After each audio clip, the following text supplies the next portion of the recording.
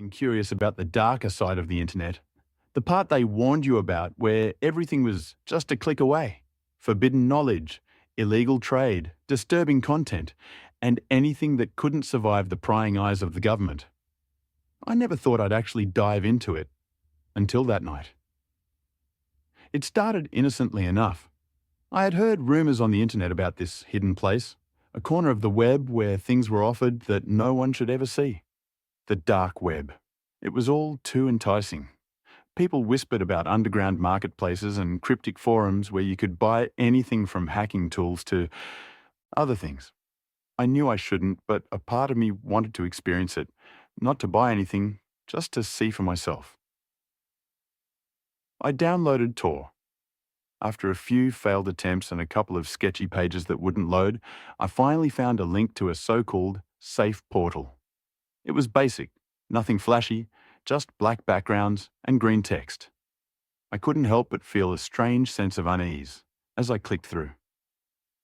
The first few pages were as expected, people selling fake IDs, questionable drugs and pirated content. Nothing shocking, nothing that would make me want to leave. But then I found something different.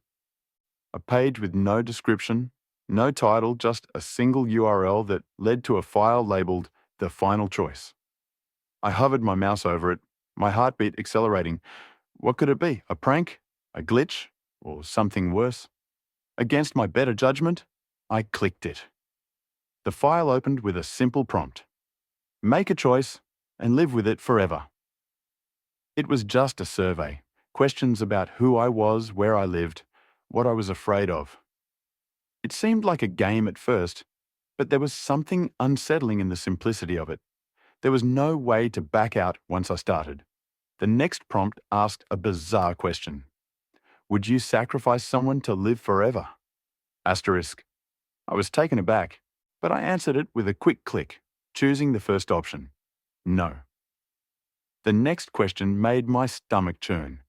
What would you do if given the chance to erase someone's existence from the world and... Asterisk again. I didn't think much of it. I answered, I would do nothing. I clicked next. Then the message appeared on the screen. You have made your choice.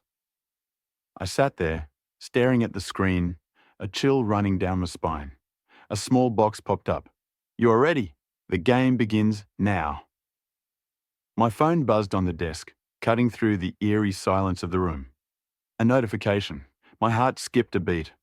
It was a text message from an unknown number. Is this your choice? The message was a photo. A dark room with a figure tied to a chair. The blurry image was barely visible, but I could make out the shape of a man, his face obscured by shadows. His hands were bound tightly, and there was something disturbingly familiar about the scene. The message that followed sent a shiver down my spine. You can save him or let him go. I quickly closed my laptop and grabbed my phone, trying to calm myself. I thought I had imagined the whole thing, but then another message came through. You shouldn't have answered. He is real.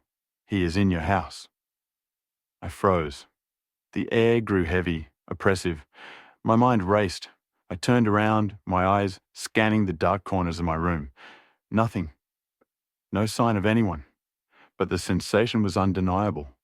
Something wasn't right. I checked the locks on the doors. Everything was fine. I walked into the kitchen, convinced my mind was playing tricks on me. But then I heard it, a soft creak coming from the hallway. I rushed back to my bedroom and locked the door. Another text arrived. He's here. Panic surged in my chest. I couldn't move. I couldn't think. The thought that someone was in my house, watching me, paralyzed me. My fingers trembled as I typed a response. Who is this? What do you want? There was no immediate reply. My phone buzzed once more. The game has started. I could feel the presence behind me. It was getting closer. The air in the room felt colder. Then I heard a soft whisper from behind the door. Let me in. I didn't dare to look. My eyes stayed locked on the phone screen, hoping for some explanation, some hint of sanity in the madness unfolding around me. But then it came again, louder, more demanding. Let me in. I bolted for the window, my heart pounding in my chest. I wasn't thinking straight. I had to get out. But as I approached the window, my phone buzzed once more. He's already in. The world outside the window blurred. I felt dizzy, disoriented. Something was terribly wrong. I turned around slowly. The figure from the image, the man, was standing there, just outside the bedroom door. His face was still obscured in shadows, but I could see the outline of his body, tall and thin. A grotesque silence filled the room, broken only by my rapid breathing. I wanted to scream, but my throat tightened with fear. I tried to reach for the door handle, but my fingers wouldn't move. My body was frozen in place, as if my very soul was being pulled into the darkness surrounding him. And then I saw it. The man in the photo, the one tied to the chair. He was standing behind the figure in my doorway now, his face pale, eyes wide with terror. He looked just like me. I was staring at myself. The man in the doorway smiled, his teeth sharp and yellow. You chose wrong. I don't remember what happened next. I was pulled into the shadows. I woke up in the same room, my phone vibrating in my hand. The screen lit up with a new message. Game over. You made your choice. And as I glanced around, I realized that nothing had changed. The world outside felt distorted, like a mirror cracked in too many places. The man, myself, was still there. And now, I was the one who was tied to the chair. I tried to move, to scream, but my body wouldn't respond. The cold steel binds around my wrists tightened, pulling me further into a waking nightmare. My vision blurred, my mind swimming with confusion. The room, my room, looked exactly the same, yet something was wrong. It felt wrong. I was trapped in a place that felt both familiar and foreign, a twisted version of my own reality. I was tied to a chair just like the man in the image, my own image. The figure in the doorway was still there watching me, his tall, slender frame blending with the darkness. His grin stretched unnaturally wide, like something out of a nightmare. I couldn't tear my eyes away from it. The man, if he even was a man, leaned against the doorframe, tilting his head slightly as if enjoying my confusion. I tried to speak, but the words wouldn't come. My throat felt tight, suffocated by the suffocating terror that clawed at me from the inside. You didn't think it would be that easy, did you? His voice was like a low, gravelly whisper, distant but close at the same time. I could feel my heartbeat thudding in my chest, the adrenaline rushing through me. I had to get out. But the more I struggled against the ropes, the tighter they seemed to become. The more I fought, the more I felt like I was losing a part of myself. You're not going anywhere, the figure said, his smile deepening as he stepped closer. This is where you belong now. I could hardly breathe as he approached, his silhouette shifting like smoke in the darkness. His presence felt suffocating. I closed my eyes for a moment, trying to find any shred of calm. But when I opened them again, the man was standing right in front of me. His face, now illuminated by the faint glow of my phone, was pale, unnaturally pale. His features were sharp and grotesque, like something pulled from a nightmare. His eyes were wide, unblinking, and completely black. "Do you see it now?" he asked, his voice cold and mocking. "You are me. You are part of this world now, and you will never escape." I felt a wave of nausea roll through me. My heart hammered in my chest as I tried to make sense of what was happening. How could this be real? How could I be here, in this place? Then, my phone buzzed again. It was another message. My hands shook violently as I tried to bring it closer to my face, desperate to read it. The text read, "You didn't just choose wrong. You became part of it. There is no going back now." The ground beneath me seemed to shift, as if reality itself was crumbling. The walls of the room flickered, like the light was glitching. A sickening, low hum filled the air, vibrating through my bones. I looked up at the figure before me, the man whose face was so eerily familiar. The terror in my chest mounted. What did he mean? What had I done? "Don't you remember?" he asked, his voice soft, almost pitying. "You clicked the link. You gave yourself to it. You thought you were playing a game, but now you're part of it, forever." The room around me began to distort further, warping like melting wax. The walls became liquid, flowing and pulsating. I could feel my pulse in my veins, louder now, as if it was syncing with the strange rhythm of the room. The man, my double, reached down, his long fingers grazing my face with cold, dead skin. "You made the ultimate choice," he whispered. "You chose yourself." I recoiled, the words sinking into me like nails. "What do you mean? Who are you?"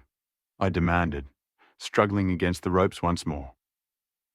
He chuckled softly, a sound that seemed to echo from every corner of the room. "Who am I? I am you, the version of you that never escaped, the part of you that wanted to see the darkness, to feel the rush of the unknown." He took a step back, his eyes locking onto mine. "But now you've crossed the line. There is no going back." As he spoke, I felt the ropes loosen. For a brief moment, I thought I could break free, that I could escape this nightmare.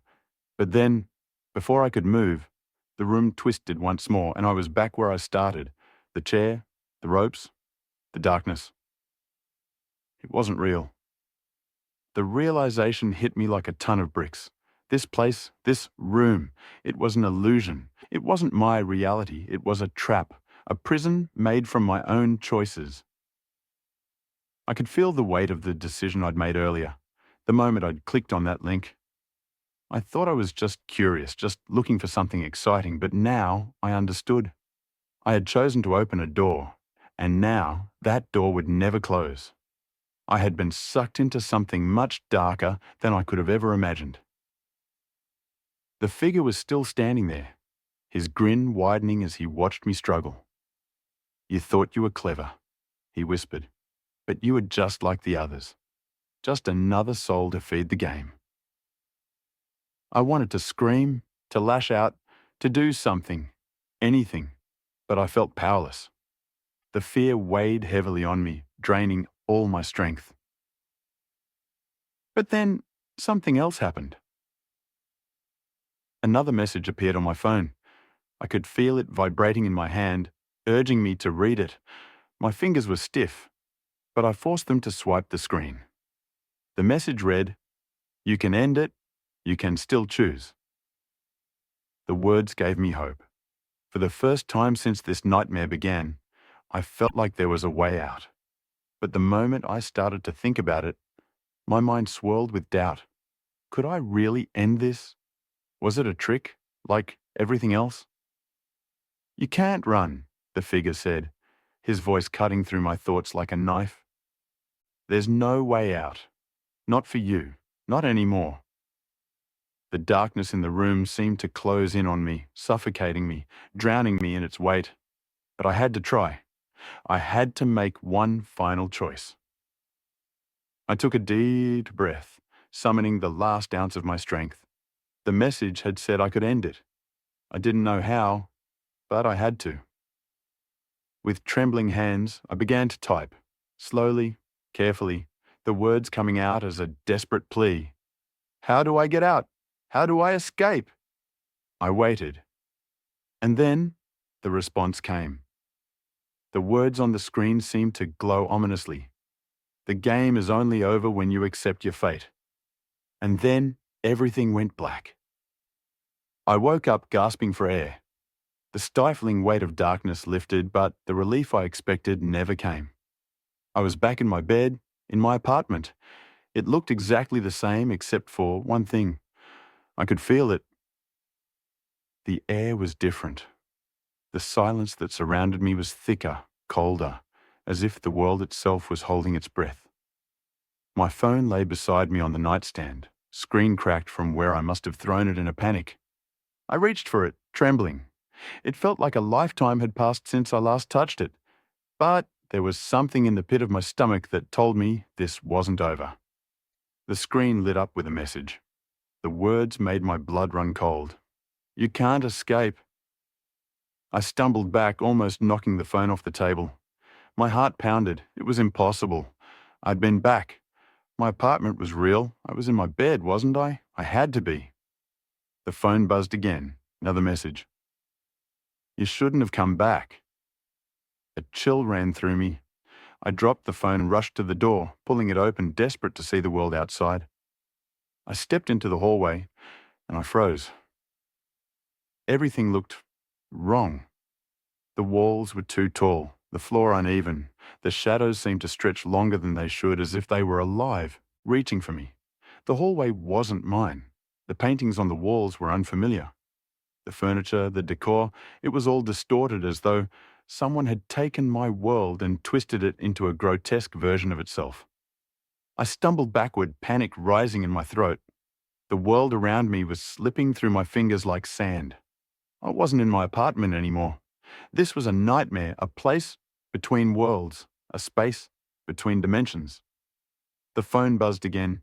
"You never really left." I clutched my head, feeling dizzy, like I was being pulled in every direction. The walls pulsed, bending like rubber. I backed away, but everywhere I turned, I saw shadows moving.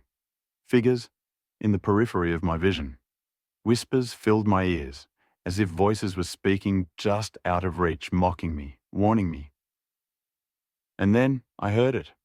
A low hum, like the one that had filled the air before, the sound of the game's heartbeat reverberating through the entire space. It was happening again. I ran, my breath ragged. I didn't know where to go, didn't know what was real anymore. All I knew was that I had to escape. I burst into the living room, gasping for breath. The TV was on, flickering with static. My laptop sat on the coffee table, but it was different. The screen was cracked. The keys were warped, as though it had been dragged through something horrible. I rushed toward it, my fingers trembling as I opened it up. The moment the screen flashed to life, the familiar web page of the dark web appeared, its black and green text haunting me. But this time, something was different. The page was no longer a passive window into darkness. It was an active presence, pulling me in. "Get out," I whispered, shaking. "Get out, please." But then the page updated. The message was clear and chilling. "You're still part of the game. You can't leave." I slammed the laptop shut, my mind reeling. It wasn't real, it couldn't be. The more I fought it, the more the room seemed to distort, bending and twisting like it was made of smoke. But something in me snapped. I wasn't going to let this consume me. I refused to stay trapped in this nightmare any longer. I ran to the front door, desperate for the world I knew. The door handle was slick with sweat as I gripped it, but it wouldn't budge. I yanked again, harder, my pulse racing, but the door stayed sealed as if it were welded shut. "No!" I screamed. I turned, my eyes wild. There had to be another way out, another way to escape. In the corner of the room, a small flicker of light caught my eye. It was the window, the one I had forgotten about in my panic. I dashed toward it, heart pounding, fingers fumbling with the latch. I threw open the window, gasping as the cool night air rushed in. For a moment, I thought I had done it. I was free. But as I looked out into the night, I saw something that made my blood run cold. The street lights outside flickered, casting long, jagged shadows. The cars in the distance were parked at odd angles, and the trees swayed unnaturally, as if caught in some invisible wind. I couldn't see the sky, just an oppressive, swirling mass of dark clouds. This wasn't the real world. It was another layer of the game, a part of the trap that had been set for me. "No," I whispered. "No, no, no." I was trapped, but I couldn't give up. I wouldn't. I remembered the message. The game ends when you accept your fate. What if that was the key? What if I was wrong all along? Maybe I wasn't supposed to escape. Maybe I was supposed to asterisk accept asterisk this. But how? How could I accept being part of this nightmare? Then a thought hit me, a new realization, an epiphany. What if my escape wasn't about physically leaving? What if the key was in my mind? I stepped back from the window, the frantic panic slowly subsiding, my thoughts cleared. It wasn't about running or fighting. It was about asterisk stopping asterisk, about letting go of the fear that kept me trapped in this cycle. I closed my eyes, taking a deep breath. I had to face it, accept that the game had changed me, that I couldn't escape because I asterisk was asterisk the game. And when I finally accepted that, when I fully embraced it, maybe that would break the curse. I whispered the words out loud, letting them settle in my chest. I accept it. I accept everything. The world froze. The hum, the distortion, the shadows, all of it stopped. A strange calm washed over me. The room around me stopped shifting, and the shadows melted away. The air felt lighter. I opened my eyes, unsure of what I would see. But when I looked around, everything had returned to normal. The room was still my room. The window, the walls, the furniture, all were as they should be. I took a step forward, trembling, but the door opened easily this time. I stepped outside into the cool night air. The street was quiet. The world was silent. I was free. But as I looked back at the door, something stopped me. On the doorframe, written in faint, glowing red letters, was one final message. You were never really free. And as I walked away into the night, I couldn't shake the feeling that it was still watching me, waiting for the moment I'd slip again. The game had ended, but somehow I knew it would never truly be over. Like and subscribe if you want to hear more chilling tales of the dark web and the horrors that hide within. Stay safe. And remember, sometimes curiosity can lead you down a path that's impossible to return from. Thank you for 8 subs. I never expected to have such amazing support so soon. You guys are the best. Please hit the bell icon to stay updated.